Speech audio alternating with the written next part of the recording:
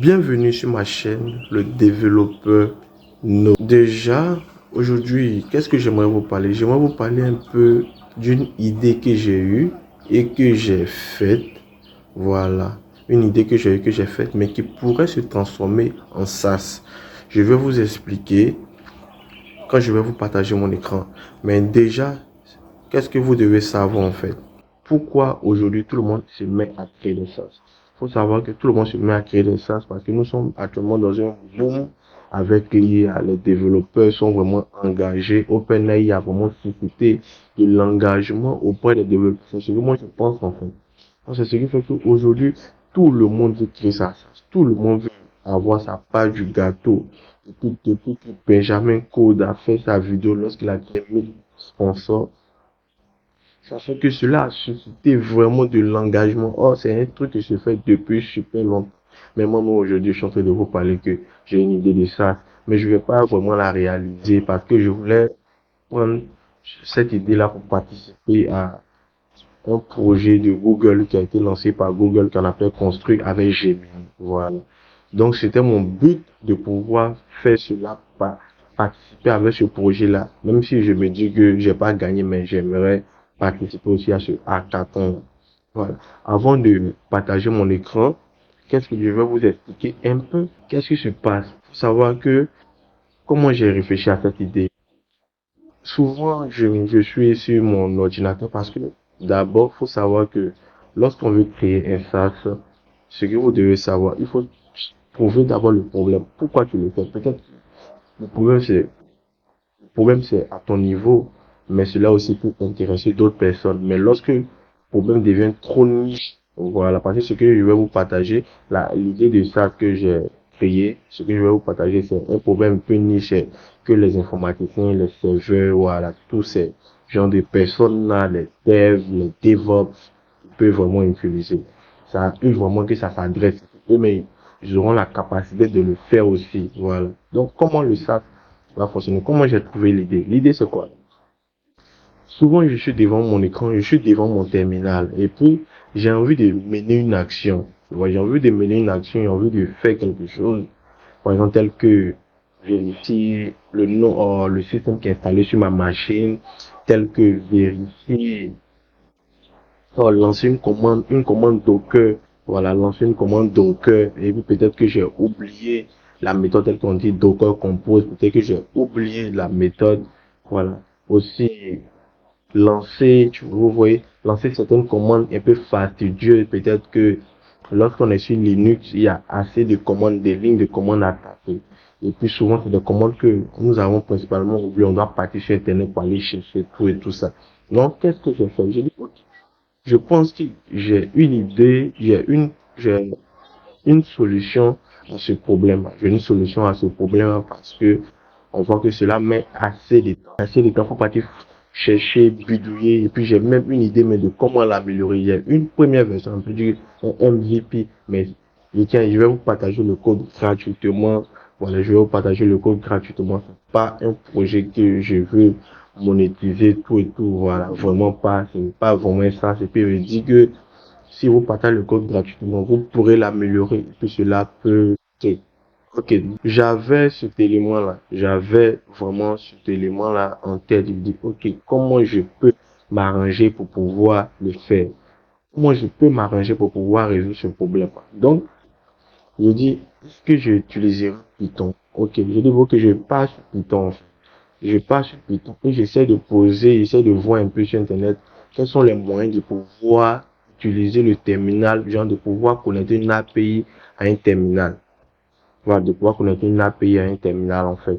Donc j'essaie de fouiller sur Internet et puis je trouve comment cela se passe. Ok, donc s'il y a moyen de connecter une API à un terminal, c'est que je pense que c'est possible de le réaliser en fait. Je pense que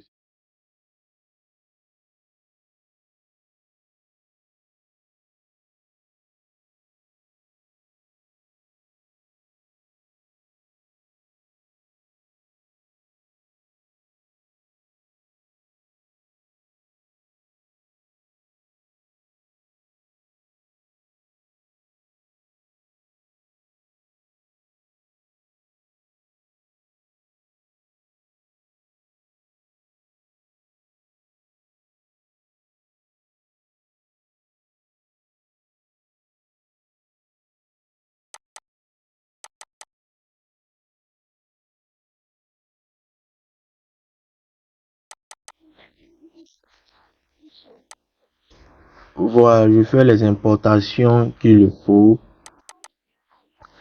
Je fais les importations. Voilà, parce qu'il faut savoir que ceux qui ont déjà fait Python, il y a énormément de bibliothèques. C'est ça qui est l'avantage de ce framework-là, c'est qu'il y a énormément de bibliothèques qui aident vraiment et puis qui te permettent d'aller plus vite. Donc, je fais toutes les importations. Ici, je déclare, après ça, comme je déclare l'API de Gemini.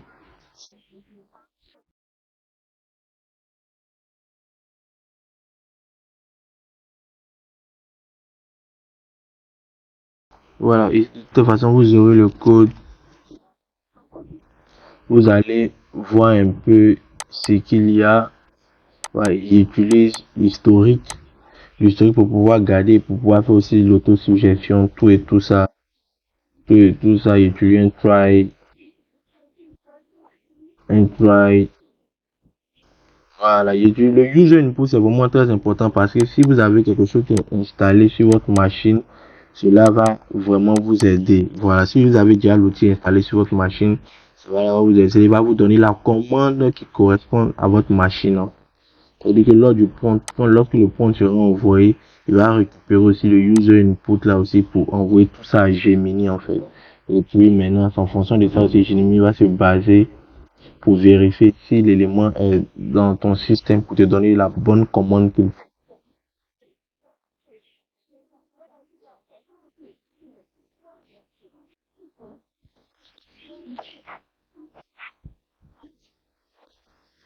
Donc, je vais lancer le terminal. Voilà, vous avez vu l'auto-suggestion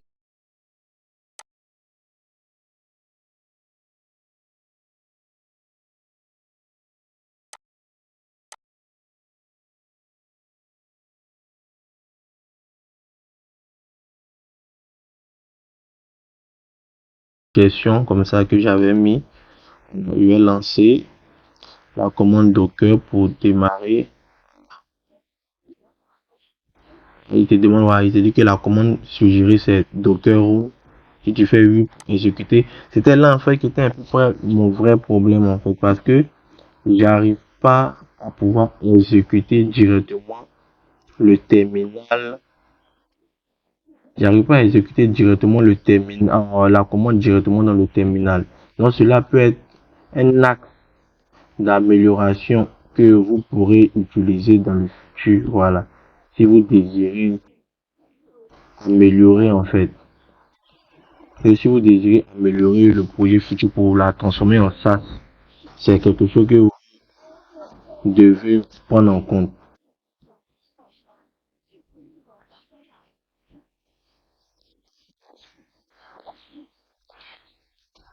Ici, comme ça, faut savoir que j'avais déjà fait un test.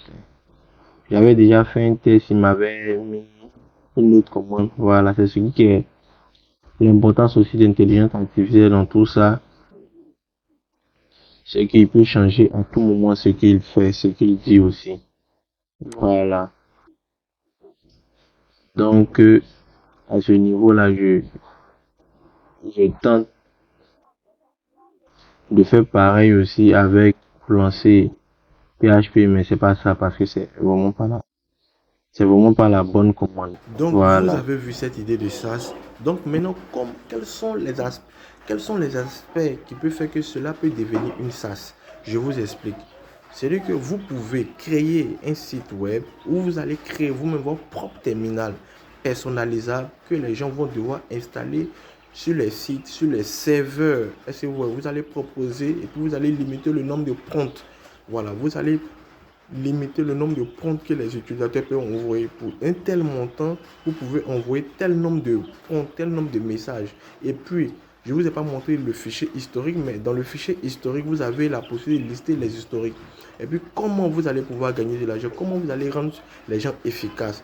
Lorsque les gens sont en train d'installer un serveur, lorsque les gens installent un serveur et qu'ils rencontrent des bugs durant l'installation, souvent il faut copier le bug, aller taper sur Google et automatiquement il va te suggérer la bonne commande à suivre ou bien les bonnes méthodes à suivre ou bien les éléments manquants.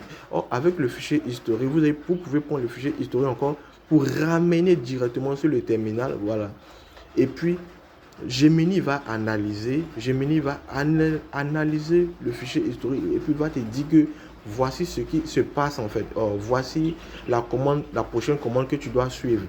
Et puis vous allez programmer des breakpoints en disant que si c'est une commande qui nécessite l'interaction de l'utilisateur, c'est-à-dire qu'une fois qu'il doit valider, une fois que l'utilisateur peut doit créer yes, no, Gemini n'intervient pas. Mais Gemini intervient une fois que la commande s'est exécutée automatiquement. C'est-à-dire que vous enregistrez l'historique une fois que la commande s'est bien terminée en fait. Une fois que vous avez fait ça, vous pouvez proposer ce service aux grands serveurs de LWS, les grandes entreprises d'hébergement.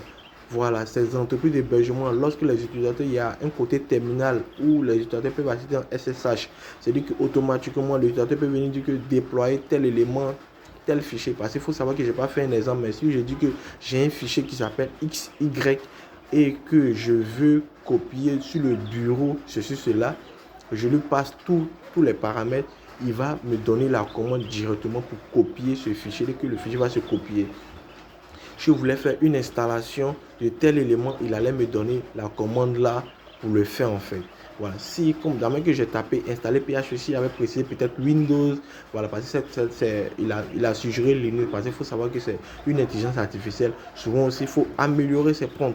Donc je me dis qu'avec cette méthode, avec cette approche, une fois que vous le faites de cette façon, je me dis que vous allez créer une salle qui va vous rapporter énormément d'argent. Vous serez riche avec cette idée. Voilà, ça c'était ma première idée de SaaS que j'ai essayé de réfléchir. Et puis j'ai vu qu'il y a un vrai potentiel, il y a vraiment une vraie utilité à pouvoir le faire. Et je pense que ça peut marcher. Ça peut marcher si vous avez un bon marketing. Vous connaissez les bonnes personnes aux alentours de vous. Vous faites un building public. Moi, c'est quelque chose que je ne pense pas que je vais améliorer. Je ne pense pas que c'est quelque chose que je vais laisser progresser. Mais je pense que cela peut vraiment vous être utile. Voilà, un terminal intelligent où on écrit avec du langage naturel.